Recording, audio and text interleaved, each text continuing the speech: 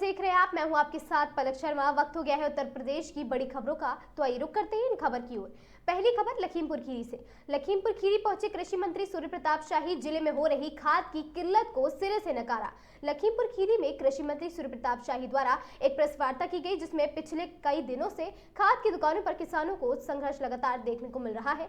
कृषि मंत्री से जब इस संबंध में बात की गई तो उन्होंने बताया कि खाद की कोई भी समस्या नहीं है। अप्रैल से जुलाई माह तक 1,05,000 मैट्रिक टन यूरिया लखीमपुर जनपद को दिया जा चुका है, जो कि समाधान सहकारी समितियों पर पहुंचाई जा चुकी है। मंत्री ने खाद को लेकर हो रही दिक्कत को नकारते हुए उल्टा किसानों को नसीहत देते हुए कहा कि किसान भाई आवश्यक खाद भंडारण न करें। शुरू करें? बोला ना भाई। आप यहाँ पर आए हैं, कल से आए हैं, जनप्रतिनिधियों से मुलाकात की, विभाग के अधिकारियों से मुलाकात की, प्रेस से भी मुलाकात की, तमाम समस्याएं आपके सामने आई, तमाम समीक्षा हुई। क्या चीज़ निकल के आई कि लखीमपुर में जो खाद की किल्लत है, इसका मुख्य कारण क्या है? देखिए, खाद की कोई किल्लत नहीं है। अप्रैल महीने से लेकर के और कल तक 1,05,276 metric ton urea 1,05,000 metric ton का मतलब होता है कि 10,50,000 कुंटल से अधिक यूरिया इस जनपद में लगाई गई, जो खरीफ सीजन के लिए पर्याप्त है। और मैं ये आग्रह करना चाहूँगा किसान भाइयों से, अनावश्यक वो भंडारण न करें या ले जाकर के जखीरा न करें। दूसरा कि जिन जगहों पर जखीरे की समस्याएं आज मेरे सामने मीडिया के लोगों ने रखी हैं, उनके खिलाफ उनकी जांच करनी कराएंगे और उनके खिलाफ कार्रवाई भी करेंगे। कल तक जो है वो लखीमपुर जिले में 7,136 मैट्रिक टन यूरिया रही है, जिसमें से 2,838 मैट्रिक टन कोऑपरेटिव सेक्टर के पास और 3,200 मैट्रिक टन जो है प्राइवेट सेक्टर के पास।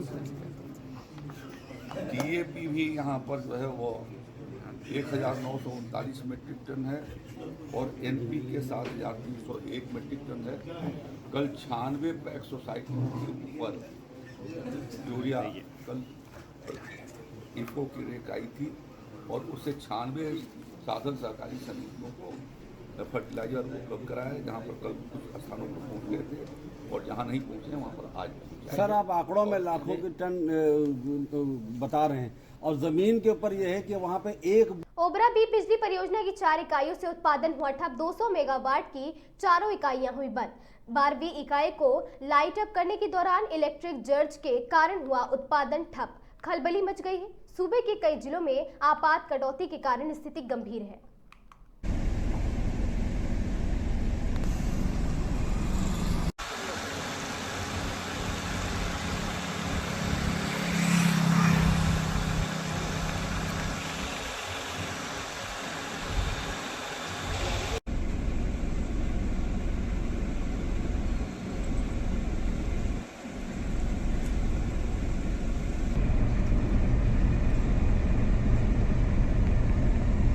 सोनभद्र के गौवंश संरक्षण केंद्र में कई गायों की हुई मौत। गौवंशों के शव परिसर में पड़े मिले सड़ते हुए। कई गायों की मौत की सूचना पर केंद्र पर पहुंचे घेरावल के पूर्व सपा विधायक। केंद्र में पहुंच पूर्व विधायक ने दुर्दशा को लेकर चलाया लाइव वीडियो। कहा कि बदहाल स्थिति गौवंशों की दुर्दशा, बिना दफनाए पड़े मिले शव, दुर्गंध, कीचड़, मृत गौवंश और मरणासन्न गौवंशों को देखकर सरकार पर उठाए सवाल है। जहां गाय को की देखने आए हैं कि सरकार की जो शीर्ष प्राथमिकता में गायें हैं, उनको यहाँ क्या व्यवस्थाएं हैं, कैसे पशु मर रहे हैं, खाने की क्या व्यवस्था है, उनको खड़े होने की क्या व्यवस्था है। आप इधर देखिए, इतने पशु, कितनी संख्या बताया भाई? 650 बता रहे हैं ये, जबकि हमें सूचना मिली है कि पशु यहाँ ज़्यादा थे और पशु यहाँ डेली 10-5 मर रहे हैं। आप ये देखिए, यहाँ से वहाँ तक देखिए, सब ऐसे खड़े हैं। सरकार के पास व्यवस्था खाने के लिए नहीं है, लाने के लिए नहीं है पशुओं को। पशु एक जगह बंद करके मारे जा रहे हैं। पशुओं की हत्या लिया भाई, एक जगह हाथों एक पशुओं की जो है हत्याएं इस तरह हो रही हैं। गौ माता सरकार को पुकार रही है, सरकार के विधायक को पुकार रही हैं। माननीय मुख्यमंत्री जी और विभाग के मंत्री जी माननीय मंत्री जी, मैं आपसे अनुरोध कर रहा हूं कि मरती हुई गायें, मरते हुए पशु, गौ माता ये आपको बुला रही हैं। ये देखिए, ये पशु की व्यवस्था देखिए यहाँ पे। कब मरे हैं, कितने दिन से मरे हैं, 10-5 रोज मर रहे हैं। इतने पशु हैं, इतनी उसका से व्यवस्था नहीं है। आप यहाँ इसके भी चारा देखिए, इसके यहाँ भी चारा नहीं है। यहाँ भी पूरा खाली है। मुझे लगता है कि महीनों से भूसा नहीं है, कोई रहे महीनों से भी कोई भूसा नहीं है। पूरा इधर तक दिखाओ, इतनी गायों को भी दिखाओ। ये बताता है, ये बता रहा है कि भूसा, ये चीजें बता रही हैं कि भूसा महीनों से या कभी दिया ही नहीं गया। अरे इसमें एक बूंद भूसा नहीं है, एक बूंद भूसा नहीं है। और भूसा जो है आप लोग, आप क्या करेंगे, सरकार नहीं देगी तो आप क्या करेंगे भूसा? ठीक है, इस तरह से मरती हुई गायें सरकार को बुला रही हैं। जो गाय के नाम पर राजनीति करते हैं, गंगा के नाम पे राजनीति करते हैं, गंगा तो अलग बजा रही हैं, वो तो अब देख ही रहे हैं आप। गाय भी बजा रही हैं। हमको लगता है कि बहुत सी गायें इधर भी आई, मरती हुई गायें पुकार रही हैं, भोजन बगैर मर रही हैं, बैठने की जगह नहीं है। सुबह सपा के राष्ट्रीय अध्यक्ष व कैबिनेट मंत्री ओम प्रकाश राजभर के निर्देश पर सुबह सपा जिलाध्यक्ष विनीत सिंह बृहस्पतिवार को ब्लॉक सभागार में कार्यकर्ता सम्मेलन को संबोधित किया। इस दौरान उन्होंने आगामी त्रिस्तरीय पंचायत चुनाव को देखते हुए कार्यकर्ताओं को एकजुटता के साथ मजबूती से लड़ने का आह्वान किया। उन्होंने कार्यकर्ताओं को पार्टी नीतियों और सरकारी योजनाओं को जनता तक पहुँचाने का निर्देश दिया। उन्होंने कहा कि योगी सरकार गरीब मजदूरों के विकास के लिए विभिन्न योजनाएं चला रही है। प्रदेश में कानून व्यवस्था काफी मजबूत है।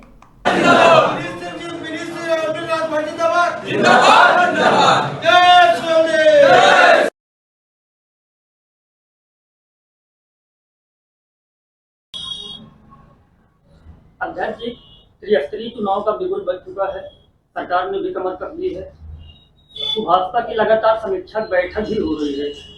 क्या तैयारियां हैं भाजपा की? सबसे पहले जय सुहेलदेव, जय भारत। आप लोग यहाँ आए इसके लिए बहुत बहुत धन्यवाद। जहाँ तक त्रिस्तरीय चुनाव की तैयारियों के संबंध में है, तो हम लोग हमेशा हर समय तैयारी के मूड में ही रहते हैं। हमारे कार्यकर्ता हमेशा तैयारी में लगे रहते हैं। किसी भी प्रकार का कोई चुनाव आए, हमारी पार्टी अपने कार्यकर्ताओं को हमेशा तैयार रखती है। रही बात त्रिस्तरीय चुनाव की, तो गांव-गांव में सीटों की जिस हिसाब से प्रसीमन आएगा, जैसा कि आप सोशल मीडिया और अखबारों के माध्यम से देख रहे हैं, किस प्रसीमन का कार्य चालू हो गया है, तो जो प्रसीमन आता है उस हिसाब से हम लोग प्रत्याशी चयन का काम प्रारंभ कर दिए हैं। अभी तक कितने प्रत्याशियों का चयन पार्टी ने सुल्तानपुर में की है? पार्टी ने नहीं, लेकिन जैसा कि हर जिला अध्यक्ष की ये जिम्मेदारी होती है कि हर सीट पे, खासकर जिला पंचायत की सीटों पे अपने प्रत्याशी तय करके हम लोग एक सूची केंद्रीय कार्यालय को भेज देते हैं, जहाँ पे हमारे राष्ट्रीय अध्यक्ष, हमारे राष्ट्रीय प्रमुख महासचिव जी और प्रदेश अध्यक्ष जी बैठकर उस सूची को फाइनल करते हैं। तो वो हमारी लगभग 70% सीटों पे चयन हो चुका है। ये बराबर लगातार हर महीने समीक्षा बैठक की जाती है। समीक्षा बैठक में मुख्य बिंदु क्या रहते हैं? जो समाज का परिवेश उस समय चलता रहता है, जैसा कि आप पिछले महीने में आपने देखा होगा कि कुछ घटनाएं घटी और कुछ कार्यकर्ताओं को बढ़ाने के लिए, कहीं त्रिस्तरीय चुनाव के लिए, जैसा जिस समय रहता है उस हिसाब हम लोग तैयारी करते हैं। जो अभी हम लोगों ने हर 15 तारीख को हमारी ब्लॉक स्तर की 14 ब्लॉक में एक साथ हम लोग बैठक करते हैं हर 15 तारीख को प्रत्येक माह। तो उसमें मुद्दा हमारा सिर्फ और सिर्फ यही था कि जिला पंचायत प्रधान और ब्लॉक प्रमुख, बीडीसी, इन सब की तैयारियों के संबंध में चर्चा थी। त्रिस्तरीय चुनाव में प्रत्याशियों में महिलाओं की हिस्सेदारी और भागीदारी कितनी रहेगी? सबसे ज्यादा मात्रा में हमारी ही पार्टी महिलाओं को लड़ेगी। ऑप्शन ट्रेडिंग से 55 लाख डूबे 45 लाख का कर्ज, आत्महत्या को मजबूर परिवार। ये खबर उन सभी के लिए है जो ऑप्शन ट्रेडिंग को कमाई का शॉर्टकट समझते हैं या फिर ऑनलाइन गेम्स की दुनिया में दिन रात डूबे रहते हैं। उत्तर प्रदेश के पीलीभीत से एक दिल दहला देने वाला मामला सामने आया है, जहां एक साधारण युवक ने ऑनलाइन ट्रेडिंग में 55 लाख रुपए गंवा दिए और अब उसका पूरा परिवार सड़क पर आ गया है। पीलीभीत के अमरिया क्षेत्र का रहने वाला ये युवक एक सामान्य मध्यवर्गीय परिवार से ताल्लुकात रखता है। शुरुआत में छोटे छोटे निवेश किए, फिर उम्मीदों के जाल में फंसकर बैंक और रिश्तेदारों से 45 लाख रुपए का कर्ज लिया।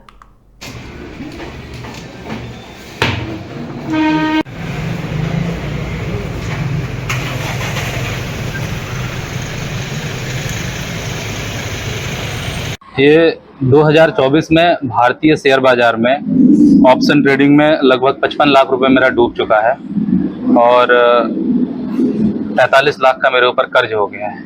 बहुत मेहनत की, बहुत तैयारी की, बहुत स्टडी करने के बाद भी लॉस होता रहा। लॉस का कारण खुद को ही जिम्मेदार मानते थे, लेकिन अभी 2 हफ्ते पहले सेबी भारतीय प्रतिभूति एवं विनिमय बोर्ड ने अपने 105 पन्नों के अंतरिम आदेश में ये बताया है कि 2024 में जो डेली एक्सपायरी होती थी उसमें जेन स्ट्रीट नामक एक कंपनी ने धोखाधड़ी से मार्केट को मैनिपुलेट करके लगभग 40,000 करोड़ रुपए उन्होंने अवैध तरीके से कमाए हैं। ये बात सेबी ने खुद बताई है। तो मैं इस ज्ञापन के माध्यम से श्री प्रधानमंत्री जी से और कहना चाहता हूं कि जो भी हमारा पैसा लॉस हुआ है 2024 में, प्लीज़ हमारा पैसा वहां से वापस करवाइए। और लॉस के बाद भी हमसे 5 तरीके के टैक्स लिए गए हैं, उन टैक्स के पैसे भी वापस कराए जाएं, क्योंकि हम लोगों का समय बहुत ख़राब है। मुझे नहीं पता कि कब मेरे साथ क्या हो जाएगा या मैं खुद के साथ कब क्या कर लूँगा। पैसा कहाँ से लाए थे आप? कुछ पैसा मेरे पास था, 45 लाख मैंने किया है दोस्तों, जो ऑन रिकॉर्ड है, बिल्कुल आपको दिखा कर लिया। जो गेम है वो खेलते हैं, कई बार आपकी तरह उनकी तबाही भी हो जाए, तो उनके लिए किस तरह का क्या? मैं यही हूँ कि इस शॉर्टकट तरीके से अमीर बनने का कोई भी रास्ता नहीं है। उदाहरण मैं आपके सामने हूँ, मैं पूरी तरीके से बर्बाद हो चुका हूँ। आत्महत्या के अलावा कोई भी विकल्प मेरी ज़िंदगी में नहीं है। तो मैं आप लोगों से निवेदन करता हूँ, प्लीज़ इन सब प्लेटफॉर्म से दूर रहें। और सरकार से भी निवेदन है, ऐसे प्लेटफॉर्म को तत्काल प्रभाव से बंद कर देना चाहिए, जिससे हमारे देश के युवाओं का जीवन नर्क के गर्त में जा रहा है। अच्छा, इसमें आपको क्या लगता है? आप जिस तरह से बता रहे हैं कि आप ट्रेडिंग में लगातार इंटरेस्टिंग थे, तमाम तरह के गेम्स है, तो इसमें किस तरह के लोग इन्वॉल्वमेंट रहता है? इसमें किस तरह के लोग खेलते हैं? इसमें सबसे अधिक तो बेरोजगार लोग हैं, जो रोजगार की तलाश में यहाँ पे आते हैं। और कहा जाए तो कुछ नौकरी पेशा वर्ग के लोग हैं, जो अतिरिक्त आय के वजह से यहाँ पे अपना खाता बनाते हैं, डीमेट अकाउंट, और काम करते हैं, ताकि एक अतिरिक्त आय हो जाएगी। युवा पीढ़ी आपकी ज़्यादा है? सबसे ज़्यादा 18 साल से लेकर 30 साल तक के युवा हैं इसमें, सबसे ज़्यादा कहा जाए तो। कितना कर्ज है वर्तमान में? 45 लाख का कर्ज है, और मैं कर्ज की वजह से बीपी और शुगर का पेशेंट हो चुका हूँ। मतलब मुझे नहीं पता कि कब मेरे साथ क्या होगा, कौन सी रात के बाद मुझे सुबह नहीं देखने को मिलेगा।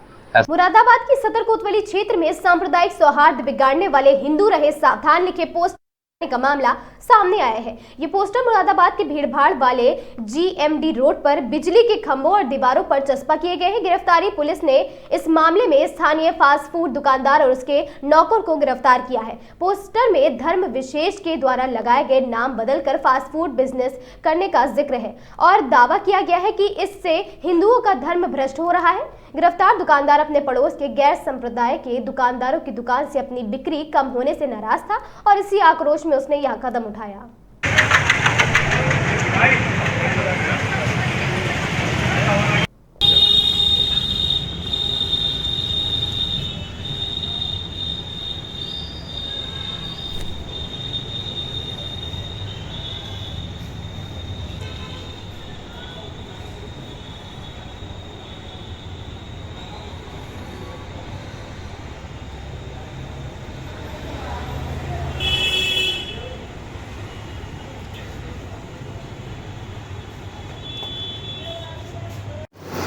देखिए, कल थाना कोतवाली क्षेत्र में एक आपत्तिजनक पोस्टर लगाया गया था। इसके संबंध में गहराई से और विस्तृत तरीके से छानबीन की गई है।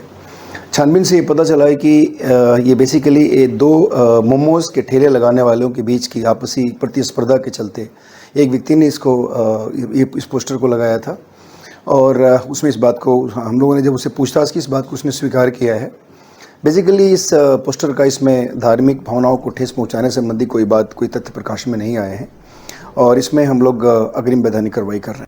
भारतीय मूल के अंतरिक्ष यात्री कैप्टन शुभांशु शुक्ला, जिनका 20 दिन का अंतरिक्ष अभियान भारत के लिए अत्यंत गौरव का विषय है और वे अब सकुशल पृथ्वी पर लौट आए हैं।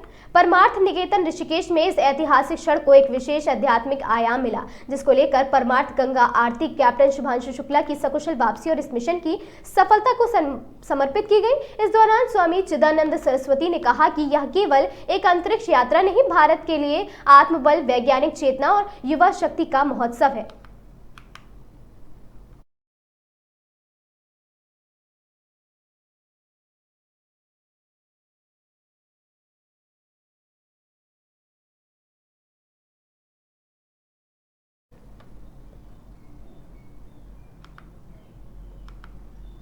दिल्ली हरिद्वार हाईवे पर नगला इमरती बाईपास के निकट सड़क पार करते समय एक कांवड़ यात्री को एक कार में चपेट में आ गया। हादसे में केवल उसके बाद वह गंभीर रूप से घायल हो गया। कांवड़ यात्रा को तुरंत ही पुलिस उठाकर अस्पताल ले गई। अस्पताल में चिकित्सकों ने उसे मृत घोषित कर दिया। पुलिस कार चालक की तलाश कर रही है। पुलिस के मुताबिक पुरुषोत्तम शर्मा 66 वर्षीय निवासी डुंडोहिडा थाना क्रॉसिंग रिपब्लिक जिला गाजियाबाद उम्र अपने साथियों के साथ जल लेने के लिए हरिद्वार आए थे। झाड़ी से निकले और शायद टकरा गए, क्योंकि वे उसमें स्पीड से ही गाड़ियां जा रही हैं। बाकी जो जिस गाड़ी से हिट हुए वो भी हमने पकड़ ली है और हॉस्पिटल उनको घायल को भेज दिया है। अभी तो इसकी कोई जानकारी नहीं, परिजन हमारी पुलिस के साथ हैं, बाकी थाना उसमें। डीजे की धुन पर हरिद्वार से रवाना हुए शिव भक्त गूंज उठा हरिद्वार, बम भोले बम। हरिद्वार से जल लेकर अपने अपने गंतव्य की ओर लौटते शिव भक्तों ने जब डीजे की भक्ति में धुनों पर कांवड़ यात्रा उठाई तो पूरा माहौल बम भोले बम के जयघोष से गूंज उठा। निर्धारित गाइडलाइन का पालन करते हुए भक्तों ने डीजे युक्त कांवड़ यात्रा निकाली, जिसमें आस्था और अनुशासन का अद्भुत संगम देखने को मिला। हरिद्वार की सड़कों पर छाई शिव भक्ति का उमंग, संगीत और अनुशासन के इस अद्वितीय मेल ने श्रद्धालुओं को सराबोर कर दिया। ऑपरेशन कालनेमी पर काशी विद्युत परिषद के महामंत्री राम नारायण द्विवेदी कहते हैं, आज के समाज में विकृतियां उभर कर आई हैं और भीड़ के भेष में भेड़िए भी कई तरह की खोजबीन लोग करते रहते हैं। इसमें कोई संदेह नहीं है। हर कोई खुद को संत कह रहा है, इसे रोका जाना चाहिए। समाज के साथ कोई छल नहीं होना चाहिए। ये नियामक बोर्ड का गठन होना चाहिए। और तमाम रंगे सियार की तरह समाज में खड़े हो जा रहे हैं, सब अपने को संत ही लिख रहे हैं, तो इस पर तो विराम लगना चाहिए। समाज के साथ छल छद्म नहीं होना चाहिए। इसका एक नियामक बोर्ड होना चाहिए, उनका एक पंजीकरण होना चाहिए, उनको एक पंजीकरण संख्या अलॉट होनी चाहिए और इसका लेखा जोखा समाज में होना चाहिए कि ये किस अखाड़े से संबद्ध हैं, किस संप्रदाय से संबद्ध हैं, शैव हैं, वैष्णव हैं, ये सारा उनका निश्चित कहीं ना कहीं से लेखा जोखा होना चाहिए समाज में। क्योंकि कल को कोई बात आती है तो करता कोई कुछ है और सभी पूज्य संत बदनाम होते हैं, जिन्होंने अपने जीवन को साधना के लिए समर्पित किया है, अपने जीवन को भारतीय ज्ञान परंपरा के संवर्धन के लिए लगाया है, राष्ट्र की सेवा के लिए लगाया, वो भी बेचारे बदनाम हो जाते हैं कि एक संत ने ऐसा किया। तो इसके लिए तो हम काशी विद्वत परिषद की तरफ से भी ये कहेंगे कि ये स्वागत योग्य कदम है, लेकिन अकेले मुख्यमंत्री जी इसको न करें, इसको एक नियामक बोर्ड बनाएं, अखाड़ा परिषद को लें, शंकराचार्यों को मार्गदर्शन में रखें, आचार्य महामंडलेश्वरों का मार्गदर्शन लें और उनके द्वारा नामित एक कमेटी बनाएं और उसके द्वारा ऐसा करते हैं तो ये जो मूल तत्व है और जो छद्मवेशी हैं, जो कालनेमी टाइप के एंट्री कर गए हैं, उनके प्रवेश पर रोक लग सकती है। पूरे राष्ट्र में होना चाहिए। कौन उत्तर प्रदेश, हर जगह इस तरह की चीज़ें आ रही हैं, तो उत्तराखंड ने किया है, स्वागत योग्य कदम है। और हमारे प्रदेश में तो स्वयं पूज्य महाराज जी हैं ही, उनकी दृष्टि होगी और मुझे लगता है कि हमारे प्रदेश के मुख्यमंत्री जी इस पर पहली नज़र रखते हैं और वो बहुत जल्दी वो भी कुछ ऐसा निर्णय लेंगे और पूरे देश में ये अभियान आना चाहिए। क्योंकि जाति को छिपा करके, अपने संस्कार को छिपा करके, अपने धर्म को छिपा करके, अब देखिए छांगुर बाबा पकड़ाया है, वो क्या कर रहा था, वो हिंदू संस्कृति का उपासक बना था और बहुत तेज़ी से कन्वर्जन कर रहा था। तो ऐसे तमाम छांगुर, झिंगुर, छिपकली बाबा तमाम घूम रहे हैं, इन पर रोक लगनी चाहिए और इन पर एक कड़ी से कड़ी कार्रवाई भी होनी चाहिए। उत्तर प्रदेश की इन छोटी बड़ी खबरों में आज के लिए बस इतना ही। ऐसी खबरों से लगातार जुड़े रहने के लिए देखते रहें आगाज टाइम्स।